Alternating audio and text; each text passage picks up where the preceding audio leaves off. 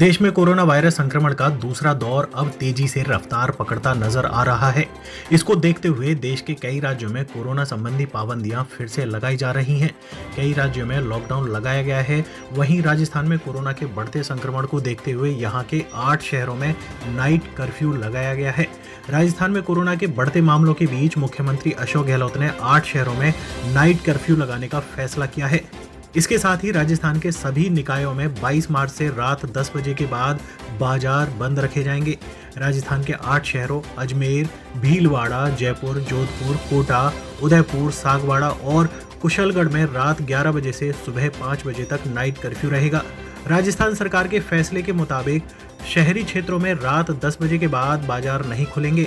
इसके साथ ही बाहर से आए सभी यात्रियों के लिए RT-PCR टेस्ट करवाना अनिवार्य रहेगा। राजस्थान में रंगों के साथ पत्थर मार होली खेली जाती है।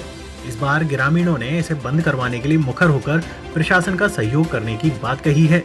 डूंगरपुर जिले के भीलड़ा गांव में होली के पर्व पर परंपरागत खेले जाने वाली पत्थर मार राड़ के पूर्व में पुलिस प्रशासन ने ग्रामीणों की बैठक ली। सांगबड़ा थाना अधिकारी अजय सिंह राव की अध्यक्षता में भीलड़ा पलातेड़ के ग्रामीणों की बैठक ली। बैठक में परंपरा के नाम पर सैकड़ों वर्षों से खेले जाने वाली पत्थरमार राड़ जो किसी समय संस्कृति रही वो आज के समय में विकृति का रूप ले चुकी है।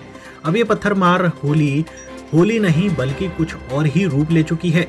होली पर इस रार की वजह से कई लोग बुरी तरह घायल हो जाते हैं। यही वजह है कि प्रशासन अपने स्तर पर इस तरह की होली को बंद करवाने का प्रयास कर रहा है। थाना अधिकारी अजय सिंह राव ने ग्रामीणों से इस राड़ को बंद करवाने की अपील की। काफी ग्रामीणों ने उनका समर्थन किया है। खबर 24 एक्सप्रेस के लिए डूंगरपुर सांगवाड़ा से राजस्थान ब्यूरो जगदीश तेली की रिपोर्ट। आज रघुनाथ जी के प्रांगण में मीटिंग रखी गई और जैसा कि यहाँ एक परंपरा है कि होली के दूसरे दिन धुलंडी के दिन यहाँ पे पत्थर की राड़ होती है, तो इस संबंध में मुझे जानकारी मिली थी। उस पर आज मीटिंग आयोजित की गई। इसमें काफ़ी मात्रा में लोग यहाँ पे ग्रामीण जन इकट्ठे हुए और युवा साथी भी आए। तो इसमें एक मेरी तरफ से एक रिक्वेस्ट किया गया सबसे कि भी अब की बार इस पत्थर की राड़ को नहीं कर ख़त्म कर इस जगह एक ब्लड डोनेट का कार्यक्रम रखा जाए। और इस पर सभी सर्व समाज के व्यक्ति जो प्रतिनिधि थे सबसे पूछा गया और सभी युवा साथी ने एक मत से कहा कि सर हम इसमें सहमत है और अब की बार इस राड़ को नहीं कर हम ब्लड डोनेट का कार्यक्रम करेंगे। तो सबकी राय से तय हुआ है कि जिस जगह राड़ होती है उसी स्थान पर ब्लड डोनेट का कार्यक्रम होगा। और उसके अंदर कौन सी संस्था थी वो सपना फाउंडेशन के बैनर तले इस ब्लड डोनेट का कार्यक्रम आयोजित किया जाएगा। उसके लिए कमेटी का भी गठन किया गया है और कमेटी कल से ही एक्टिव हो जाएगी और इसमें ज़्यादा से ज़्यादा लोगों को जोड़कर ब्लड डोनेट का कार्यक्रम आयोजित किया जाएगा। उस दिन हमारा पुलिस के कर्मचारी भी उपस्थित रहेंगे और गाँव और आसपास के गाँवों के ग्रामीणजन और सपना फाउंडेशन की तरफ से भी कुछ लोगों को उसमें शामिल किया जाएगा। तो मेरा अब सबसे इतना ही निवेदन है, ग्रामीणजनों से पुनः निवेदन है कि जैसा कि यहाँ आने के बाद में नरेंद्र जी पंड्या वगैरह ने बताया कि सर ये संस्कृति थी लेकिन संस्कृति विकृति में बदल गई है।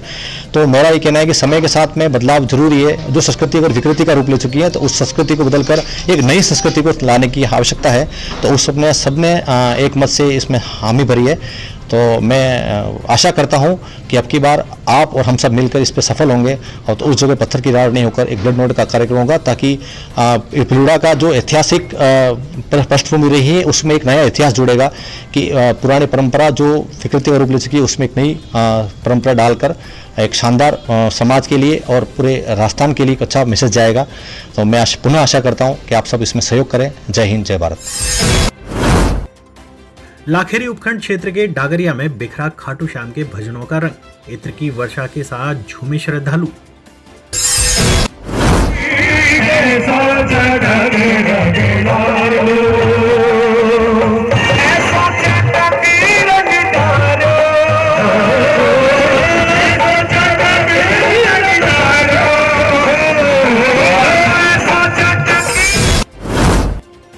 लाखेरी क्षेत्र के डागरिया गांव के बस स्टैंड पर श्री बाबा श्याम की भजन संध्या का आयोजन संपन्न हुआ, जिसमें सैकड़ों की संख्या में उपस्थित श्रद्धालुओं ने देर रात तक भजनों पर झूमते गाते जयकारे लगाए। इस अवसर पर खाटू श्याम के भजन गायक दिव्य ज्योति श्याम सलोना सहित अन्य गायक कलाकारों ने गणपति वंदना के साथ भजन संध्या शुरू कर देर रात एक से बढ़कर एक भजनों की स्वर लहरियां बिखेरी। इस अवसर पर श्याम परिवार के सदस्यों द्वारा पुष्प व इत्र वर्षा का स्वागत किया।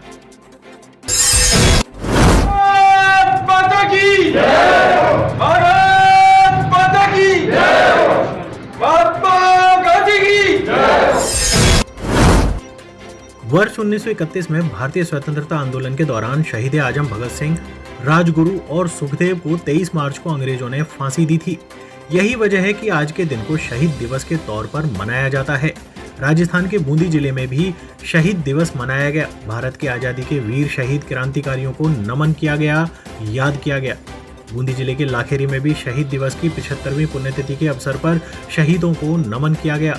राष्ट्रपिता महात्मा गांधी की 150वीं जयंती वर्ष के उपलक्ष्य में उपखंड अधिकारी प्रमोद कुमार द्वारा उपखंड कार्यालय से अहिंसा यात्रा निकाली गई, जो मुख्य बाजार से होती हुई गांधीपुरा गांधी पार्क पहुंची, जहां उपखंड अधिकारी द्वारा गांधी जी की मूर्ति पर माल्यार्पण एवं गोष्ठी का आयोजन किया गया।